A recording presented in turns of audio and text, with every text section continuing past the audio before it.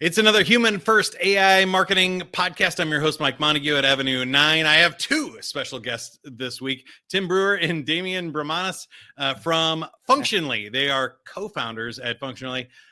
Tim is the investor, advisor, the big brain forward thinker there. And not to say yours isn't big, Damian, but he's our CMO, our technical guy, and the one that we're going to ask the hard questions of. We're going to let Tim make it up as we go along. Is that fair? Good? Yeah, that sounds perfect. Works good. All right, perfect. Then we'll start with you, Tim, because I think when we think about org design, this isn't something I've talked about on the podcast before, but a lot of people are concerned about, will AI take their jobs? What, are we going to have robot workforces or even AI agents doing the majority of tasks? And what happens to people in our organization as we do that? And most importantly, I think I'm just giving you three questions to start off. I'm known for really complicated questions, so you feel free to pick whichever one you want to answer as we go through here. I think the question really becomes, like, how do we make that jump? It's going to be really messy in the next few years as people sort out their org design. Is that fair? Yeah. It's definitely something we think about a lot. We discuss a lot internally. We talk to a lot of other people. And so maybe if I unpack it in a bit of a story, hundreds of years ago, the world went through another pretty big shift, which is when we all used to work on farms and trade our goods. All of a sudden, someone's like, oh, we could probably make widgets in a factory rather than making them in a blacksmith's place. And over a 70-year period, the world went through this fairly large revolution, which now is known as the Industrial Revolution. And so internally, when we're looking at that, we think it's probably going to be similarly high impact. Like, it's going to change the way we work. It's going to change where we work. It's going to change how we work. There's going to be retraining required, reschooling required, like lots of very big, fairly fundamental shifts in the way we do what we do. But with a challenge, and that is AI is probably going to have the same or more amount of change in just 7 years. So it's happening at 10x the velocity that we saw in the Industrial Revolution. And so we think about that in a couple of different ways. So we actually have got a confidential internal paper that Damian wrote for us around how that'll impact org design. And I'm going to let Damian talk to some of the shifts we see happening. But maybe if I just rest on the personal front, that is, organizations are full of humans, and org design, which is how you structure an organization, think who reports to who, maybe an org chart, what people do, think job descriptions, role descriptions, and where they do it. Do I do it out in the field? Do I do it in the organization? Am I reporting to two bosses? Does no one know who I report to? We joke quite often about we're just here to help people fix the gaps, cracks, and overlaps in their organization structure, because every single organization you've ever worked for, that we've ever worked for, everyone that we've ever helped have these gaps, cracks, and overlaps across their organization that mean they don't operate very efficiently. And that's AI is going to exemplify or add to the impact of how fast you need to address and optimize your organization. It's not going to be the panacea of like, oh, org design is just going to be like resolved now. It's actually going to kind of like make some of those gaps, cracks, and overlaps that people experience in their organizations worse. And we could tell lots of jokes.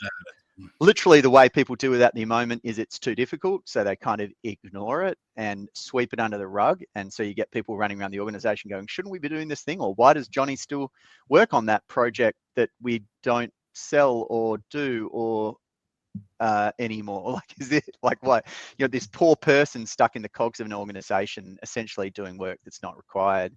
And so you get these kind of terrible situations. We always laugh and joke. So ignore it because it's too difficult. And then on the other side, you call McKinsey, Accenture, Deloitte, and you get $1 million consultant to give you the most expensive PowerPoint presentation you've ever paid money for, to tell you that things need to shuffle around slightly. And they're literally the two ways that most organizations get org design done today. But we think that's the whole way of working, this big monolithic reorg projects every couple of years that no one looks forward to, are not going to be the way of the future. And maybe I'll throw to you, Damian, to talk a little bit about, I know you're spending a lot of time with other engineers and architects in the AI space. Damian's background is a mathematician, so he's pretty deep, and an engineer and a product designer, as well as being our CMO currently, wearing the CMO role hat today. Damian, what are you thinking in terms of like, what are the big fundamental shifts that organizations are going to experience? And then we can talk about like, what does that mean for the humans? Yeah, well, I want to touch on something that Mike said, which was, will AI take our jobs? And the way that we think about that is your job isn't just one thing. If you think about last week, there was 100 different things that you did. There's all sorts of different tasks. And to wait to the point where AI can do every single one of those tasks, it's going to be a fair way in the future. But the reality is AI will take your work, and it will take it right now. So if you think of those 100 things, there's already 1, 2, 5, 10, I don't know, there's could be 50 different things that AI can do the work for you. And so what we see is that AI will transform everyone's jobs. And so bit by bit, all of your work is going to start shifting from human to AI. And the level of that change, like we're already seeing huge amounts of people's jobs and work changing as their tasks they do shift from something that they did by themselves or something that they did as a human to shifting that to AI. And so the level of change that we're seeing already is massive, but it's going to be completely unprecedented.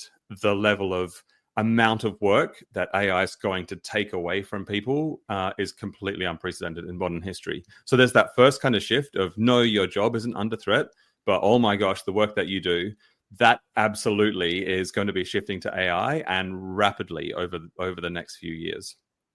So then the question I think goes technically to what Tim was setting up there for us of blind spots and bottlenecks are what AI is really good at, right? Because we as humans, we just dropped the ball. We never looked at this part of our departments or this specific role, or this person is working remotely, so we never see what they're doing. AI can give us a lot, deeper insights into these, and then also these bottlenecks that we may know that some part of our process or our structure is holding us back. Tim mentioned one person reporting to multiple people, or just I see often in sales way too many people reporting to one person, and that causing a lot of issues and slowdowns. That's some cool insight that we've never been able to get before. Can you talk about some of the technological solutions to these problems? Tim, I reckon that you want me to tackle that? Just for you. Yeah. I mean, firstly, I think it's a human problem. But in terms of technical solutions, we think so AI is very good at grabbing a lot of information and pulling it together. But I don't know if you've ever been in a workshop or working on a project, and there's nothing quite like getting. I love Lego. I don't know if you're like seeing what's going on back here, but there's a bit of Lego behind me. There's something about. Well, there's only 10,000 in this one behind me. So. I feel like as well. There is something about moving the pieces around in Lego and being creative with little building bricks of the organization. And we kind of think about organization design the same way. It doesn't have to be as complex or driven by consultants or locked away in a drawer in a PowerPoint that the whole organization doesn't understand. If you break it down the right way, it can be something that people can wrap their minds around and orchestrate in a proactive way. And so what AI can do a great job of pulling all that information together, but I think as humans, we still are the ones who need to orchestrate both our organization and what goes on when AI starts doing work for people. And there's already a good amount of chatter in our community and around what we're doing around like, hey, should AI agents go into org charts? At what point does an AI agent stop becoming a tool and start becoming something can do a role within the organization? I don't think every AI agent is that. What happens when robots are doing roles within the organization? I'd probably like to start with the most simple human thing, and I talk about this when I speak at events. We don't like giving up work. Like as a person, we're like kind of protective, like, and I got this story where me and Damian we're interviewing a CTO, and he was like, oh my goodness, I'm barely sleeping at the moment, I've got all this work. And essentially we worked out he was doing 4 completely different roles in his job, and his boss would sit him down like, I need you to give stuff up. And he's like, I don't want to give stuff up. Like, I'm important to this organization. I don't want to do that. And we just ran this really simple exercise, which is like, well, let's consider those different roles like hats that you wear. To Damian talked about, some of the hats that you wear might go and be done by AI. And rather than thinking about, well, I wear all these different hats, my hat is the equivalent of my seat in the organization, and sometimes seats change. But actually, which hat do you want to wear? Because you can't wear them all at once. Like if you just could wear one hat all the time, which hat? And he's like, oh, I want to wear that hat. And literally we did nothing else, went away, came back the next day. I'm like, oh, hey, let's kind of re-engage in this conversation. And he's like, oh yeah, I've already delegated those other 3 things. Because he's like, I didn't want to do them. Like I looked at the hats, I'm like, the hat's ugly, it's the wrong color, it's not what I like, I don't like the brand on it. Whatever it is, like he really liked this particular hat. And so he gets to go spend all his time there, which is a completely different way of saying it than like you need to give stuff up, with him thinking about his world and these different hats or roles that he wears in the organization. And so I think there is an element of this that AI will accelerate and make even harder, but there's lots of very practical ways we can break it down into little Lego pieces or hats that people wear to have a much faster, easier conversation that's more human in the way change happens in our organizations. And I think that's AI is not a panacea. It's actually going to create a reasonable amount of complexity and challenge. But yeah, Damian, do you want to add or extend off those thoughts? Yeah, absolutely. I was going to talk about a couple of things there, but what we're seeing is that AI is developing greater capabilities every day. And so to kind of go, what's the best way to apply it, or what's the best technology or the best thing to use, is kind of the wrong mindset to think about things, because if you kind of fix a solution, it's soon going to become out of date and require change. So the question you need to ask yourself is, how can my organization move faster and adapt more quickly? And that's actually more on the human structure than on finding the right technology. And what Tim was talking about there with thinking of the hats you're wearing and the work that you're doing, people like to hold on. We all like to hold on and go, this is stuff that I'm responsible for and I'm accountable for, and it's important to me to do this, and it's part of my identity. Like it's how I find purpose and meaning at work. But when you step back and say, well, of all the things that I do, what are the parts of my job which I love doing? They give me energy. I get up in the morning and yes, that's the first thing I want to get up and work on. And then what are those vampires? What are the things that every time I just think about doing them, it sucks my energy away, and I just don't want to work on that. And so by thinking about your job as a malleable thing that you can craft and go, I want to do more of these things and I want to do less of these things, and to understand that of other people in your organization, it completely changes the way that people think about work, rather than I am this job and I am a content marketer. It's I love doing these things and I don't like doing these things, and I want to find a tool that can do those things for me, take that work away and do more of this sort of work that I really love. And it's that mindset of, okay, I can change this and it can be different today to what it was yesterday. And then tomorrow it can be different again, and that's okay. And it's crafting the right thing for the people in the organization. Completely changes the way people think about work. And so for leaders, we see I put that on too, like the organization and what you're marketing. So when I do marketing consulting and strategy with people is, if you're Zappos and you're built on customer service, don't replace the customer service agents with AI first. Do the logistics or the back end or other stuff. Like don't change out what is the core of your business either, just like you wouldn't with your job. Is focus really on what's important, and let's take the things that aren't important first. And go ahead, you were gonna add something else, Damian. So I was just completely agreeing with you there. So absolutely, you want to focus on the things that are important to your organization, like strategically important, and they're the ones that you want to really hold on to. And I think there's a difference between for me, I like to think about human jobs and robot jobs. So Legos are a great example. I use it all the time, Tim, is if you're building a Lego set, you got instructions for the box and you're building a specific model, that's great. We can have AI and robots put these pieces in this specific order. And if we have to make the same model 300 times or 3 million times, great. That's a great thing for AI. But if you have a whole bucket of pieces and you don't know what you're going to make, and you're trying to make something creative that's never been made before, that's not a great job for AI and automation and robots. That's where we need humans to go out and decide which pieces fit where and what the thing looks like, and it takes shape along the way. That's a creative human task. And I think those are really fun things to think about, that there's just some things humans are really bad at, and there's some things that AI is really bad at. And so as we think about our organization, we got to think about where are the overlaps, where are the unique assets of each, and how do we design this in an intelligent way? The gaps, cracks, and overlaps. Yeah. I think that's part of like, how do you lead? My view is a lot of that's just good leadership.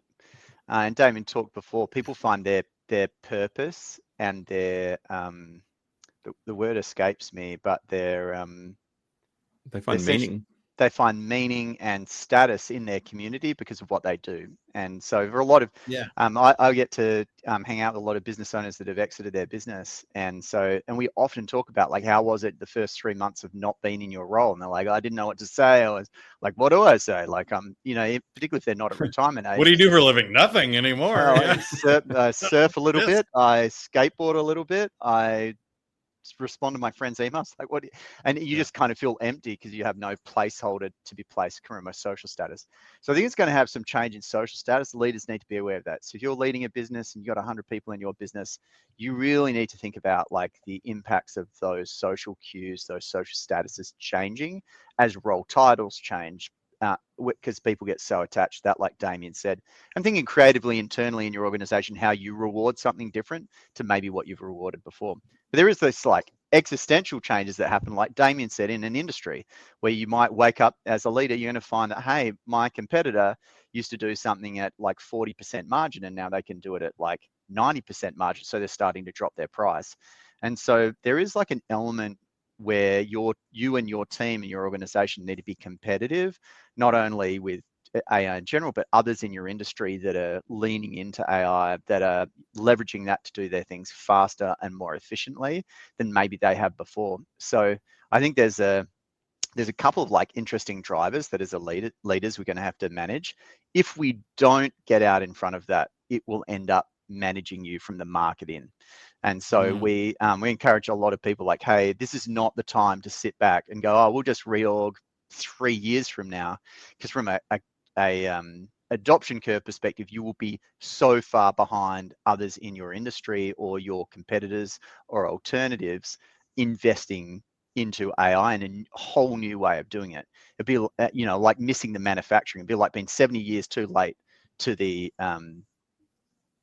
to the shift in manufacturing that we saw 200 years ago. So yeah, some kind of interesting concepts. It's really like shifting from the process of even doing reorg design to like just-in-time manufacturing, where like we're reorging all of the time, like almost every day, week, and month. Yeah, things are changing that fast.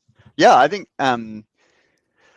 we always see, and when you look at like what good org design looks like, or what does a mature org design process look like, we think about that in a couple of different ways. But having a regular and informed and proactive way to look at your organization structure and ask, is this aligned to our strategy, is above and way you see the healthiest organizations that are doing that. So it's already been something that people are building, these healthy org design cultures that we observe, as opposed to organizations that are just like the board is forcing them into a change structure through a consultant 3 years too late, 6 years since the last reorg. But we do really think at the rate of change that we're going to see in the next 7 years, there's going to be three pretty profound shifts in the way org design is done, and in around a lot of things, but for us around how people structure and think about their company. The first, maybe if I tackle the first one, Damian, which is we're going to see that happen continuously, and not because people are like, oh, I can't wait, I want to restructure all the time, because no one friggin' wants to do another restructure, because restructures aren't always executed well. But if you're needing to think about having a pipeline of changes that are happening in your organization and them happening quite regularly, you can build a healthy org design culture. And you do need to have a continuous approach to how you're actioning change within your organization. But Damian, there's a couple of other things that you see it as changing as well. Maybe talk to us about some of those that you see being pretty impacted by AI. Yeah, absolutely. I'll mention on the like continuously changing org design. So I write code. My background is in engineering. I do marketing now, but so last week I wrote more code than any month last year. And I didn't write much of that code. I maybe wrote 10 lines myself, but AI wrote the rest of it. And so I've written massively more code, and in a way that wasn't possible just a few months ago. So the question of continuously changing your org design isn't we'll choose to wait. It's if you don't, someone else will be pumping out far more work than you a few months from now because you haven't adapted. So it's you're being forced to adapt, or your organization will die as a result of that. So that kind of like first change of continuous change is absolutely there. The second one we talked about, which is your job's going to be transformed because tasks are moving to AI, and we're seeing the pointy end of that wedge now. The first things starting to happen, but the question soon won't be which parts of your job will AI do. The question will be what parts of the job does the human do, because the AI will do more work than the human. And so we've heard talk about artificial general intelligence, or AGI, and the definition I love of that is from OpenAI, the makers of ChatGPT, and they say that it's when AI outperforms humans in most economically viable work, more than 50% of tasks. And so what you think about what that means, it means most of the work on planet Earth will be done by AI, and it will be done far faster. So there'll be like this rapid expansion in the amount of work that happens. And so the last thing is then, well, what is it that the human excels at? Where does the human fit into that picture? And what I think that is the human's the driver. The human's the person with judgment and oversight and still holds accountability. So the buck stops with the person if you're making things right or wrong. And ultimately, it's about taste. You have to develop a really good sense of taste as a human, and then use the AI to do everything else. And what we're seeing AI is being really good at is knowing things cross-functionally, understanding all sorts, like very shallow in all sorts of different domains, and being able to pattern recognize across lots of those different things. And so you need to be really tasteful in one domain, and the AI kind of like does lots of things out from there. And so we've talked about continuous change. We've talked about things moving around really fast, so moving roles and responsibilities. And then the third kind of change there is this whole cross-functional, that because you join up with the AI and work in collaboration with AI, it means there's going to be far more cross-functional work happening across organizations. Yeah, I think that part is fascinating to me. So we could go a couple of different directions here, and we're running out of time. I think I'm going to come on your podcast too, Tim. So maybe we can absolutely. continue the conversation over there. But check that out. That's the Org Design podcast, and functionally. And I want to ask how functionally helps here too. So I have 3 questions. We're going to go super fast. Number one comment I think is, as leaders, when you talk about that speed of work being done, Damian, that you can do a month's worth of work in a day, that's not just a little bit faster. We've been used to being a little bit more efficient. It's what are we as leaders have to figure out, what are our people going to do if 90% of their time is free?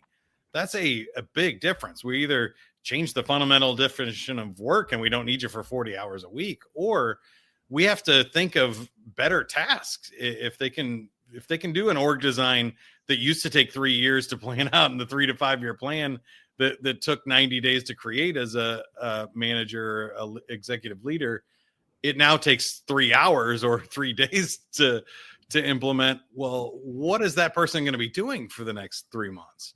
That's a really hard question. So I think that means work is going to be way more fun. So I reflect on when I was a kid and I'd try to build things out of blocks and whatever. That was all right. But then you look at playing Minecraft and the blocks are so much bigger. You can dig, make an entire house, and it is so much faster and so much easier. You feel this far greater sense of accomplishment. You feel like you've kind of got this power up. You're like Mario after he's eaten the mushroom, that you can do so much more. And then I feel like that now when I'm coding, is that I used to have to type every character. Now I hit a button and then it writes it all. I say, no, that's wrong. Change this. I refactor it and whatever. And I feel like at the end of the day, I've accomplished so much more. Believe me, 90% of my time is not free, but it's so much more fun to be productive. And While I don't work in construction, I imagine driving a big digger around and digging massive holes is a lot more fun than what people were doing with a shovel, Using a shovel. Back a couple of centuries ago. So I think the answer is people are going to be having more fun at work, and they're going to be producing far more.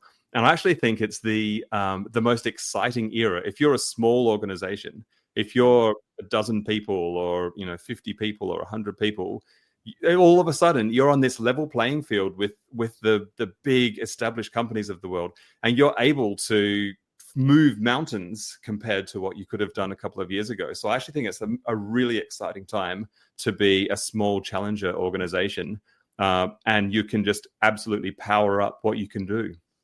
I think it's really exciting. Yeah.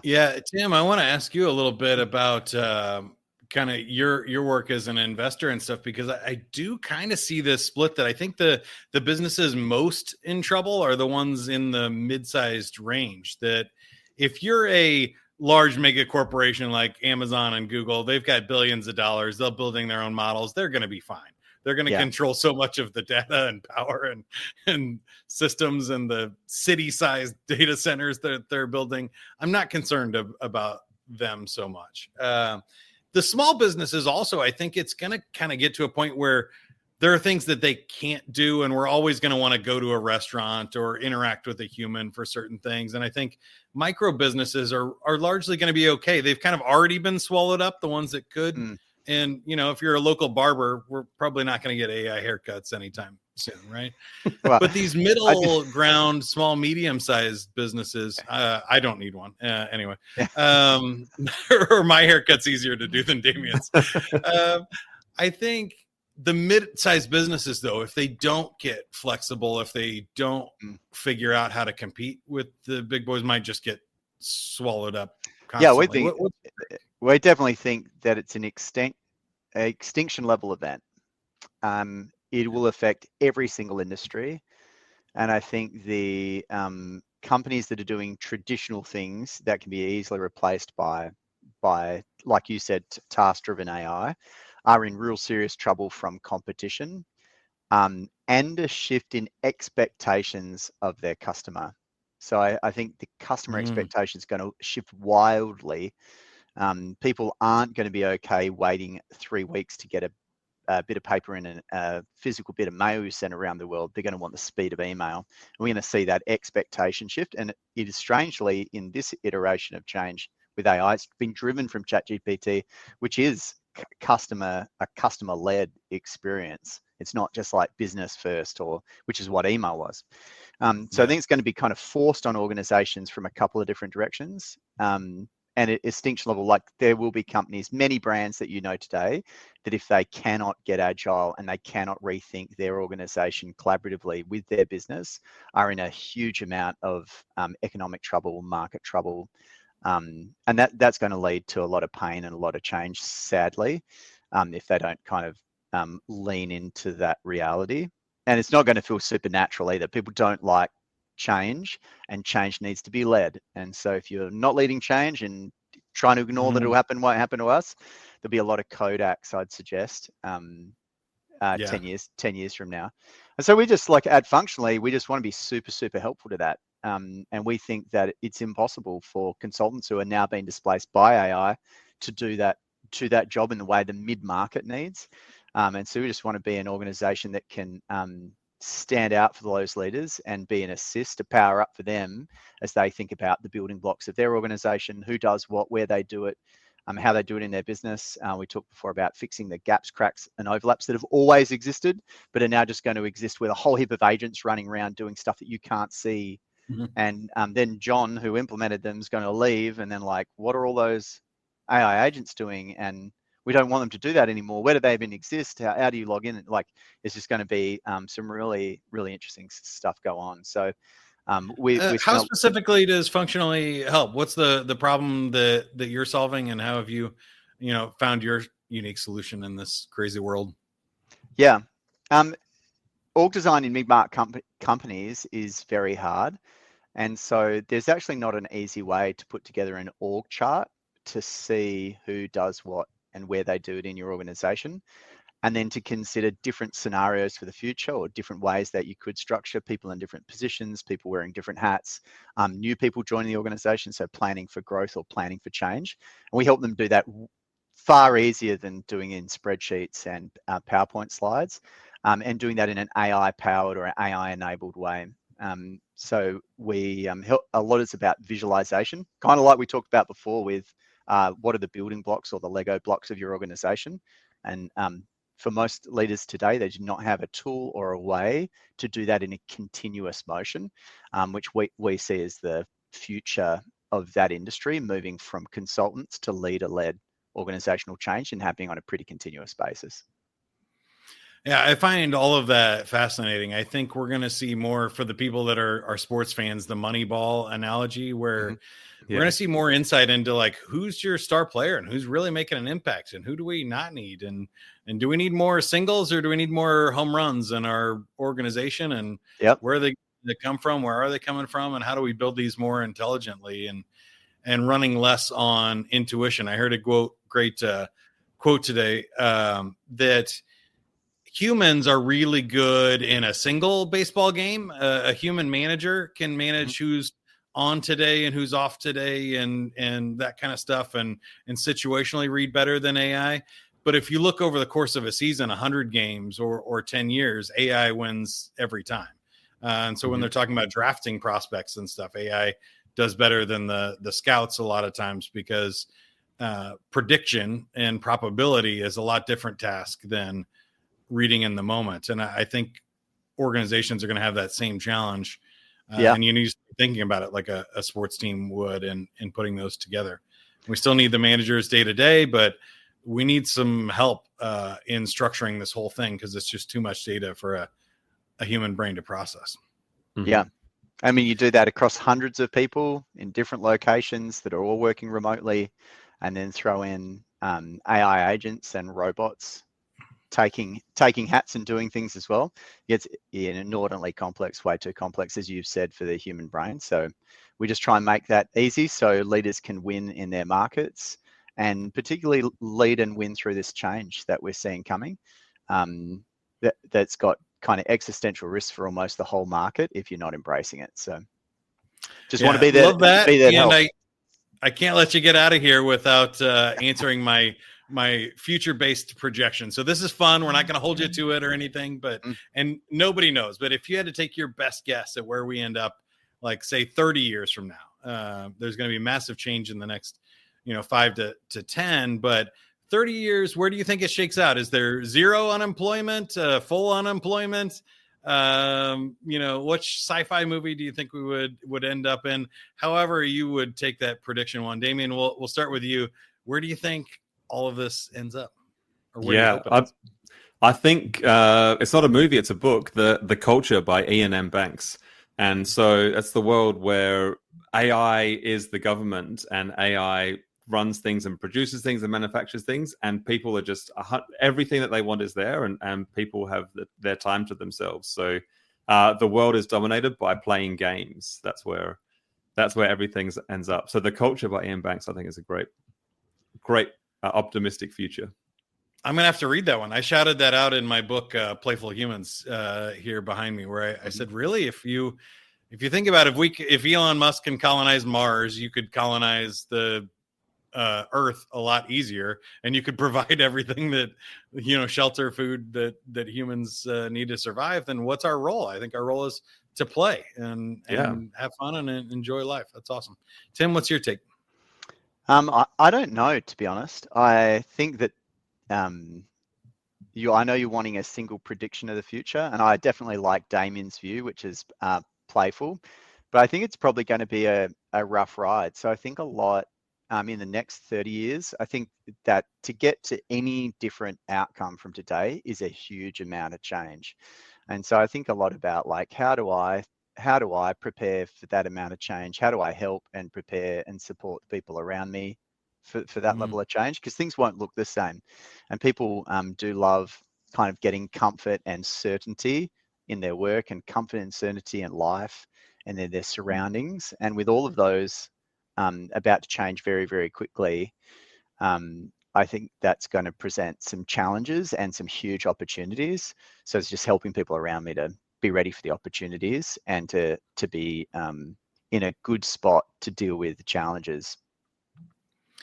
Yeah, I like your answer too, because I think it's not simple. It's going to be messy, and some of the challenges we think are really easy to solve are not. That's the reason they haven't been solved, and some that we think are really hard will be really easy for AI and computers. And the chances that we solve all of them, I think, are very low. So I was just thinking about health as you were talking, where it's like, okay, maybe fixing a pacemaker, and I think they already have an artificial pumping heart and stuff, we could cure or not worry about heart disease. But other things like Alzheimer or brain problems, really complicated. We might not be able to fix that. Or we can fix cancer, but if you lop off an arm in a car accident or something, growing it back would be a significantly harder challenge. And I think we're going to live in the future in some sort of weird way where we're going to have abundance and a ton of things we couldn't imagine, but we're also going to have some things that are very valuable and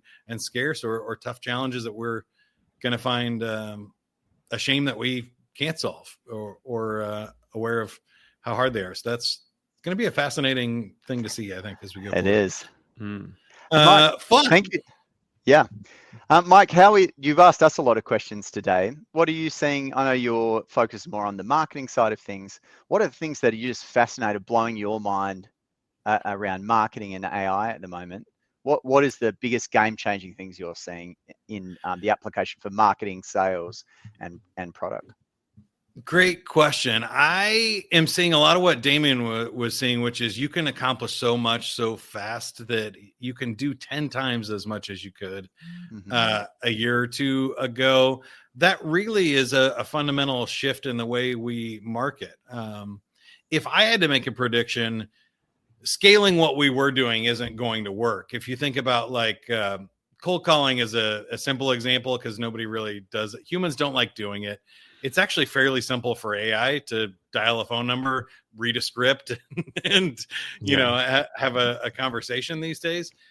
But take that to scale. If we can then spin up where we could have millions of cold calling robots, nobody would answer the phone anymore. It wouldn't work. So that marketing tactic, while it can be outsourced to AI, should not be, because it doesn't scale with AI.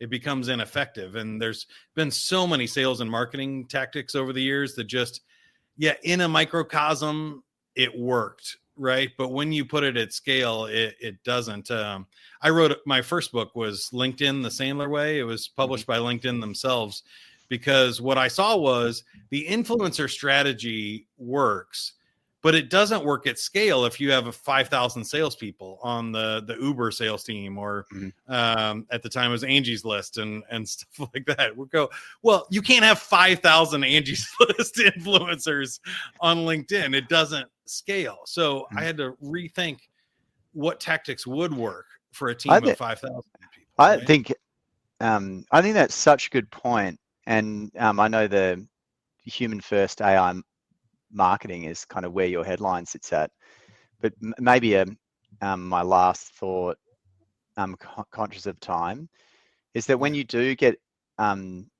video, voice, like what's going to become really unique and what's going to become rare is verified human interactions, and a lot of that's, I think, going to go back to in person, where you actually really value that, like, oh, I got to meet that person. I got, it's a real thing. I know that's where I was going to go. Not AI, not video, not, because we could right now produce this podcast. This may not be any of us. It may just be chatter that has been synthesized with, Damian's perfect. I'm suspicious of Damian right now, to be honest, because this blow wave is just too damn perfect. But I do think it's going to go back to be some genre of human interaction will be what's most valuable. I agree. I think that exclusive club, it gets to this point where it kind of collapses back in on itself. Like I said with those micro businesses earlier, I think the future is who do I know and trust? Because there's so much AI fake stuff out there. It's overwhelming. It's too much information. So we went from information, being scarce to information being abundant. And now it's unreliable and overabundant to where we can't even process anymore. So my last thought here is, Damian, as you mentioned, you can program so much in a day. I find myself, when I'm cranking out marketing materials, at some point I have to stop and step away from the computer, because I'm like, I just created a week's or a month's worth of marketing content in a day. My brain can't even function. It feels like a weird, manic state almost, where you're like, I'm making it faster than I can read it, let alone clients or anybody else. That's insane that you can make more content than you can consume yourself. That's a mind-boggling situation. And the idea that it's throwaway, that you could do 100 times what you need and then just choose the best 1%. That's what I think is the attitude that's going to take over, is that what seemed like work in the past is just going to seem easy, and creating things is going to seem easy. So people will feel I feel less attachment to code now. I feel quite happy to delete what would have been days worth of work and then just regenerate. Nope, didn't work. Yeah, exactly. And so the end result means that I can cherry pick the best bits, and I think it's really inspiring to be able to. It's a luxury, really. It's a luxury of being able to, rather than settle for second best, you can really keep going until you find something that you're really excited about. I hadn't thought of it that way, and I found myself doing the same thing, where it's like I made a whole thing and I was like, no, it stinks. I'm going to start over. So really cool. All right. Final question here. Functionally.com is the website, the Org Design podcast. Definitely want to make sure you check that out, and I'll be making a guest appearance on there soon here with Tim and the gang. Anything else you'd like to add about how you can help us or how we can help you? No, enjoy Boston. Great place. And if I'm ever up that way, we'll go and have some lobster rolls. Sounds good. I appreciate it. And for Avenue 9, we talked about it a little bit today, but if you want help with your marketing strategy, figuring this out in the crazy world, happy to consult, as well as generative AI is what I specialize in, and making cool stuff, having cool conversations like this with your founder, your top salesperson, your best clients, and turning that into that human created content that is actually meaningful and has a unique voice, rather than just copying what everybody else is doing. So reach out to me at avenue9.com. Until next time, keep going. Have fun, everybody.